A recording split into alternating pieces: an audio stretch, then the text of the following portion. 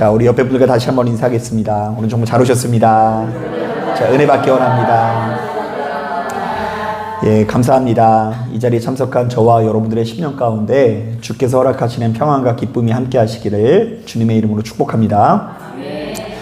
자, 우리는 지난 시간 예루살렘에 남아있는 동포들이 큰 고통을 당한다라는 소식을 듣고 느헤미야가 정말 진심으로 기도하는 장면을 살펴보았습니다. 자, 이른바 느헤미야는 모든 성공과 출세가 보장된 상황 속에서도 자신의 안위만을 위하지 않고 타인을 위해서 눈물로 기도할 수 있는 사람이었다라는 메시지가 담겨 있는 것이죠.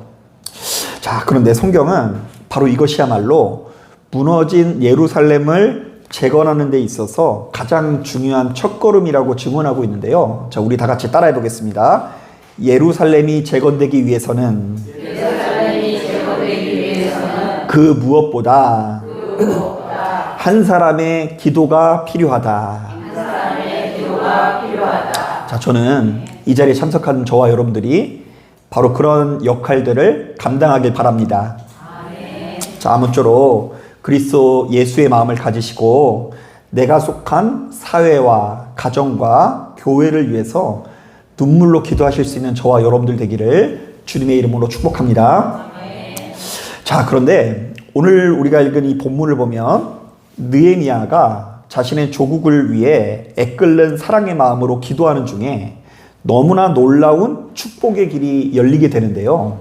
자, 일단 1장 11절을 보니까 느헤미야가 무엇이 되었다고 하죠? 왕의 무엇이 되었다? 술관원이 되었다고 합니다. 사실 오늘날 우리들은 술관원이라고 하면 그 주방장 내지는 요리사 같은 것들을 떠올리면서 별거 아닌 것처럼 여기거든요. 자, 그런데 고대 사회에서 바로 이 직책은 왕의 신임을 받는 굉장히 고위 관직이었다고 합니다. 자, 그도 그럴 만한 것이 왕의 입장에서는 항상 그 암살의 위험이 있지 않습니까? 자, 그러니까 먹을 것을 아무한테나 맡길 수가 있어요, 없어요? 없으니까 자신이 가장 믿는 측근에게 이것을 맡길 수밖에 없는 것이죠. 자, 그런데 느헤미야가 조국을 위해서 기도하는 중에 바로 이 같은 고위직에 선발되어 페르시아의 왕을 지근거리에서 모시게 됩니다. 자, 실제로 느헤미야는 술관원으로 근무를 하는 중에 왕과 속 깊은 대화를 나눌 수 있는 기회를 얻는데요. 자, 하루는 페르시아 왕이 느헤미야의 얼굴에 이 근심이 가득한 것을 보고 그에게 묻습니다. 네가 무엇을 원하느냐? 자, 그러자 느헤미야는 왕에게 이스라엘의 상황을 상세히 이야기하면서 크게 세 가지 요구를 합니다. 자, 먼저 첫째, 만일 왕이 좋게 여기시거든 내가 고국 땅에 돌아가 예루살렘 성을 재건하게 하소서. 자, 그리고 두 번째, 주변의 총독들에게 조서를 내려주셔서 나로 하여금 유다 땅에 무사히 도착할 수 있도록 인도하소서. 자, 세 번째, 이게 제일 황당한 요구인데요. 내가 예루살렘의 성벽을 재건할 수 있도록 튼튼한 나무들을 제공해 주옵소서. 자, 그런데 여러분, 제가 보았을 때 이 세 가지 모두 하나같이 무리한 요구가 아닐 수 없는데요. 자, 이른바 페르시아 왕이 지금 당장에 거절을 해도 이 술관원인 느헤미야 입장에서는 전혀 이상한 일이 아니라는 것입니다. 자, 그런데 이게 웬일입니까? 이 페르시아 왕이 갑자기 느헤미야의 요구들을 하나만 들어준 게 아니라 모조리 들어주는데요. 자, 그가 이스라엘로 돌아가서 성벽을 재건하는 일을 순순히 허락하고요. 또한 무사히 도착할 수 있도록 조서도 순순히 써주고요. 심지어 성벽 재건에 사용할 나무도 순순히 제공하게 됩니다. 자, 그러자 8절 후반부를 보니까 느헤미야 입에서 바로 이런 고백이 터져나오게 됩니다. 자, 우리 한번 따라해 보겠습니다. 하나님의 선한 손이 나를 도우셨다. 네. 지금 내가 열심히 기도했더니 이렇게 좋은 응답이 왔다 이렇게 이야기하지 않고 누가 나를 도우셨다고요? 하나님께서 나를 도우셨다라고 고백하는데요. 자, 이 고백에는 바로 이 두 가지의 신앙 고백이 담겨져 있어요. 자, 첫째, 자, 지금의 이 형통은 내가 잘 나가고 대단해서 거두는 형통이 아니라 전적으로 누구의 작품이라는 것이죠? 하나님의 작품이라는 것이고요. 자, 두 번째로는 지금의 이 형통은 자신이 잘 먹고 잘 살기 위해서 내려진 형통이 아니라 자신의 고국 이스라엘을 구원하시고자 하는 누구의 계획하심이요? 하나님의 계획하심이라는 이야기를 하는 거예요. 사실 육신의 옷을 입고 있는 우리들은 지금 당장 내 눈앞에 찾아온 형통함 그 자체에 주목하고요. 자, 그리고 바로 그러한 응답이 찾아올 수밖에 없었던 자기 자신의 특별함 내지는 의로움에 주목하는데요. 이른바 내가 남들보다 잘나고 특별해서 바로 이렇듯 대단한 응답을 받았다라는 고백을 하기가 일수라는 것입니다. 자, 말씀을 준비하다가 문득 생각나는 일이 있습니다. 여러분들 분위기를 보니까 이쯤 예화를 하나 해야 될 것 같아요. 오늘 뭔가 이렇게 날씨가 좀 우중충하게 느껴지는데 걱정이에요. 이게 그냥 날씨가 우중충한 건지 아니면 뭔가 영적으로 더 기도가 필요한 건지는 모르겠는데요. 여러분, 하나님께서 여러분들의 마음을 열어주실 줄로 믿습니다. 자, 여러분, 제가 지금으로부터 약 12년 전, 13년 전에 그 당시에 저는 이제 목사 안수를 받기 직전에 전도사였는데요. 당시만 하더라도 저희 교단은 전도사가 목사 안수를 받기 위해서는 반드시 단독 목회를 해야 된다라는 법이 있었어요. 참 고약한 법이죠. 그래서 편안하게 이제 좀 사역을 하고 싶었는데 우리는 이제 다 그 당시만 하더라도 나가서 단독 목회를 해야지만 이제 안수를 받을 수 있는 거예요. 자, 그래서 저는 교단법에 따라서 지금 제가 6년 동안 사역하고 있었던 교회에 계속 있을 수가 없고요. 새로운 사역지를 찾고 있었는데요. 자, 감사하게도 당시 섬기는 교회의 담임 목사님께서 이런저런 사역지를 많이 알아봐주고 계셨어요. 자, 그래서 이제 군부대에 이렇게 있는 그 교회로 가서 사역을 하라는 이야기를 듣기도 하고요. 그리고 또 그 외에 다른 다양한 이 사역지를 제시해 주다가 결국에는 이제 제가 안수받을 때가 코앞에 닥쳐서 강원도 홍천에서 제법 규모 있는 교회의 목사님을 부목사님으로 뽑으시고는 제가 그곳에 가도록 배려를 해주셨습니다. 자, 그렇다고 한다면 여러분, 상식적으로 볼 때 제가 지금 그 자리에 나가서 목회해야 하는 것이 당연한 일이죠. 지금 강원도 홍천에 있는 목사님이 이미 교회에 부임을 하셨어요. 그럼 제가 거기 가야 되잖아요. 자, 그런데 저는 청운의 꿈을 안고 강원도 홍천이 아니라 전라북도 정읍에 가서 교회를 개척하고자 합니다. 자, 그래서 저는 본의 아니게 담임 목사님의 마음을 서운하게 했고요. 그리고 그 길이 평탄한 길이 아니고 가시밭길처럼 느껴졌는지 저를 보는 친구들의 열의 아홉이 다 만류를 했어요. 특히 단독 목회를 1, 2년 먼저 나간 애들은요. 야, 왜 그렇게까지 하냐. 그냥 이제 너에게 펼쳐져 있는 조금 수월한 길로 가가지고 거기 있다가 좀 다른 길을 좀 모색하자. 이렇게 조언을 해줬습니다. 자, 그런데 바로 그렇게 여러모로 그냥 이 본의 아니게 핍박을 받고 잔소리를 듣고 있는 제게 깜짝 놀랄만한 일이 있었는데요. 자, 하루는 교회를 개척하기 위해서 그 지역에 책임자 되시는 목사님을 찾아가서 이 개척을 의뢰했는데 그 목사님이 이제 깜짝 놀라는 거예요.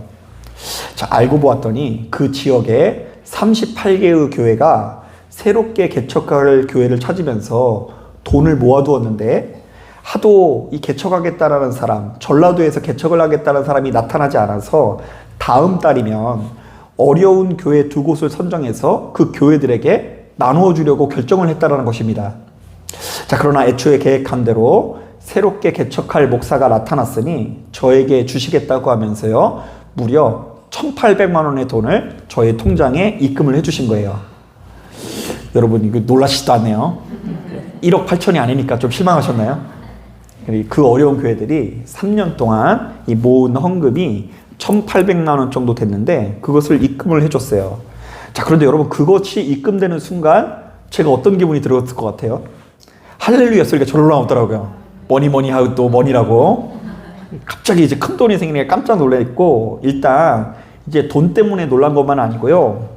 자, 지금 제가 이곳에 개척한 것이 순전히 하나님의 뜻처럼 느껴지고요. 내가 순조롭고 평탄한 길이 아니라 어렵고 힘든 길을 걸어가는 것에 대한 하나님의 상급처럼 느껴졌기 때문에 제가 조금 흥분했어요. 그래서 한동안 만나는 사람마다 이것을 가지고 엄청 자랑을 했는데요. 자, 보라고. 우리는 무조건 힘들고 어려운 길을 자처해야 된다고. 나는 전라도에 개척을 하는 선지자이고, 이 다른 친구들은 순 싹군 목자로 대우를 하면서 이 만나면은 3시간 동안 거의 2시간 30분은 저 혼자 떠들고 있는 그런 상황에 이르게 됩니다. 자, 그런데 엄연히 따졌을 때 뭐 그때만 생각나는 것이 아니에요. 제 안에는 툭 하면 우쭐해지는 본성이 있어서 제가 좀만 잘나고 좋은 성과를 낼 때마다 평전심을 지키지 못할 때가 많은데요. 이른바 나를 여기까지 인도하시는 하나님의 손길을 주목하지 못하고 모든 것을 내 자신의 손으로 이룩한 성공과 이 성과로 여길 때가 많았다라는 것입니다. 사실 엄연히 따졌을 때 본문에 나와 있는 느헤미야 말로 바로 그런 이야기를 할 법한 사람이었는데요. 자, 그는 격동의 세월 속에서도 유대인의 신분으로 페르시아 고위 관직에 올랐습니다. 또한 하나님께 눈물로 기도하는 가운데 왕의 술관원이 되고 자신의 고국을 재건하는 데 있어서 아주 결정적인 역할을 하게 되고요. 힘을 부여받습니다. 자, 그렇다면 느헤미야도 주변 사람들에게 마음껏 목소리를 높일 수 있는 거리가 생긴 것 아니겠습니까? 자, 보라고. 내가 열심히 기도했더니 하나님께서 나의 기도를 들으셨고 내가 이렇게 남들보다 훨씬 더 믿음이 좋으니 이렇게 응답이 찾아오게 되었다라고 자랑할 수도 있을 것 같습니다. 자, 그러나 느헤미야는 전혀 그런 모습을 보이지 않고 다만 이렇게 고백을 하고 있습니다. 하나님의 선한 손이 나를 도우셨다. 지금의 이 형통은 내가 잘 나가고 대단해서 거둔 형통이 아니라 하나님의 작품이다. 지금의 이 형통은 내가 잘 먹고 잘 살게 하기 위한 형통이 아니라 자신의 고국 이스라엘을 구원하고자 하는 하나님의 계획하심이었다. 결국 나는 아무것도 아니고 하나님께서 이 모든 일을 계획하시고 다스리시고 주관하시는 분이라는 고백을 쏟아내고 있는 거예요. 자, 그런데 가만히 보면 이 많은 성도님들이 조금 교회를 다니다 보면은요, 조금 특별한 체험을 하다 보면 머리에 무엇이 들어가기만 하면요, 간증한다라는 명목하에 자기 무용담을 늘어놓고요, 하나님의 역사를 소개한다면서 사실은 자신의 의와 공로를 주장하곤 하는데요. 툭하면 자기 자신을 기도하는 사람으로 포장을 하고 영의 사람으로 포장하고 내가 이렇게 믿음 생활을 잘하니 그에 걸맞는 특별한 영적인 체험이 찾아온 것 마냥 오해하면서 주변 사람들 앞에서 겸손한 태도를 보이지 못할 때가 사실은 너무나 많이 있다는 것입니다. 그러므로 여러분, 우리는 시종일관 우리들의 대화 가운데 지금 내가 무엇을 자랑하고 있는지, 무엇을 앞세우고 있는지를 주목해야 되는데요.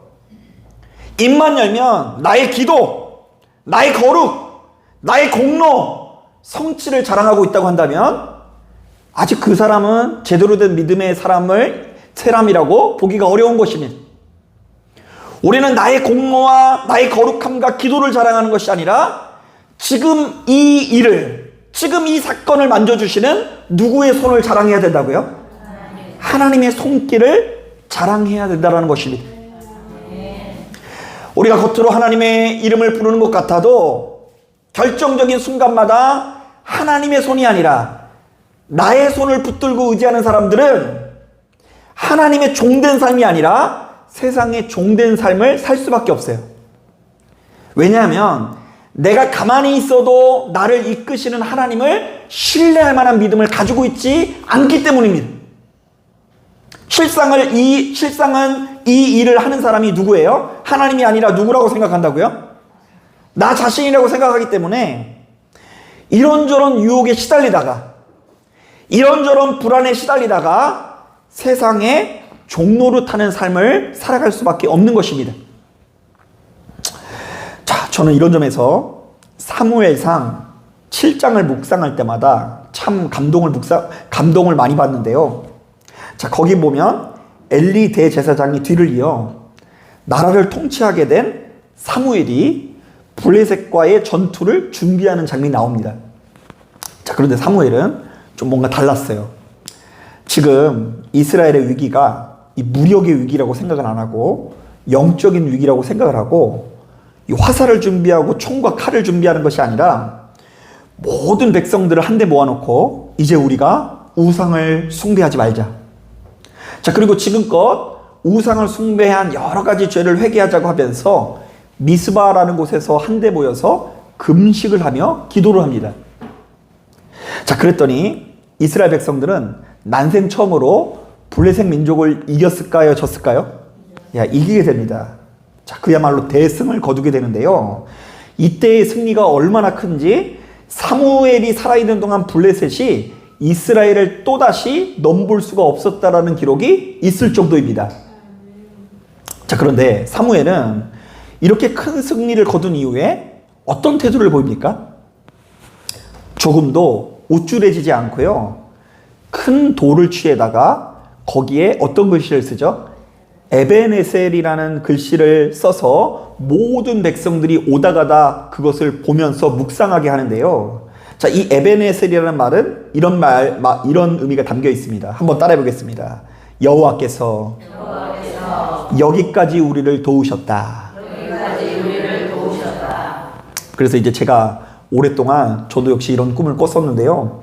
그래서 이제 제가 이제 옛날에 가졌던 꿈은 뭐냐면 어디 경치 좋은 데다가 땅을 사고 교회를 지은 다음에 거기다가 이제 큰 돌을 이렇게 딱 세운 다음에 그 돌에다 뭐라고 쓴다고요? 어떻게 하셨어요? 하나님께서 여기까지 도우셨다. 이래야지 좀 성도님들이 얘기를 좀 들을 것 같아요. 그죠? 이게 지하에다가 에베네셀 써놓으면은 무슨 이게 에베네셀이냐고. 이거 그냥 이거 별로 안 믿으실 것 같아요. 별로 흥미를 안 느낄 것 같아요. 조금 교인이 한 1만 명 정도 돼야지 그냥 목사님을 신령하게 여길 거 아니에요. 그죠? 그런데 이제 제가 이제 그것도 욕심인 것 같아서 좀 많이 내려놨어요. 이렇게 이제 내가 뭐 이렇게 다 이렇게 해놓고 에베네셀이라고 썼지만 사실은 하나님께서 여기까지 도우셨다라는 것을 기념하는 게 아니라 하나님께서 누구를 도우셨다? 나를 도우셨다. 이건 좀 다른 거더라고요. 하나님께서 도우셨다 하고요. 하나님께서 누구를 도우셨다? 나를 도우셨다. 이건 다른 거예요. 이거는 그냥 나를 엄청 강요하고 강조한 거거든요. 그래서 이제 하나님, 제가 그것마저도 욕심인 것 같습니다. 그래서 내려놓습니다 하고서, 하나님 이제는 그냥 내가 돌에다가 안 쓰고 건물에다 안 쓸 테니까 우리 성도님들의 마음팍에 그 글씨가 새겨질 수 있도록 인도하여 주옵소서, 이렇게 기도한 적이 있어요. 그리고 여러분 마음속에 에벤에셀이라는 어떤 그런 글씨가 마음에 새겨진 것 같아요. 하나님께서 여기까지 나를 어떻게 하셨다? 도우셨다. 그 고백이 있다고 한다면 얼마나 신이 날까요? 자, 그런데 하나님께서 나를 여기까지 도우셨다라는 것을 자꾸만 잃어버리고, 실상은 지금껏 나의 인생의 주인 노릇 한 것이 내 자신이라고 생각하기 때문에 아무런 감사와 기쁨을 누리지 못하고, 실상은 여러 가지 유혹과 불안 가운데 세상의 종로를 할 때가 많이 있다라는 것입니다. 자, 그러니까 이 사무엘은 이것을 분명히 하고 있어요. 지금 이 승리는 오직 하나님께서 우리를 도우신 덕분에 거두게 된 승리로서 바로 이것을 잃지 않고 기억하는 것이야말로 그 무엇보다 중요한 신앙의 본질이라는 것이죠. 자, 사랑하는 여러분, 다시 한번 말씀드리지만 이 자리에 참석한 저와 여러분들의 심령 가운데 일평생 바로 이러한 신앙의 고백이 담겨지길 바랍니다.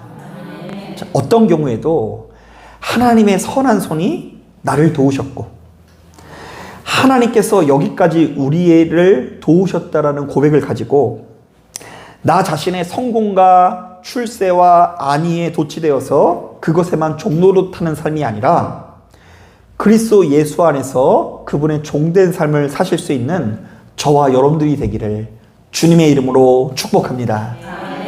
다 기도하겠습니다.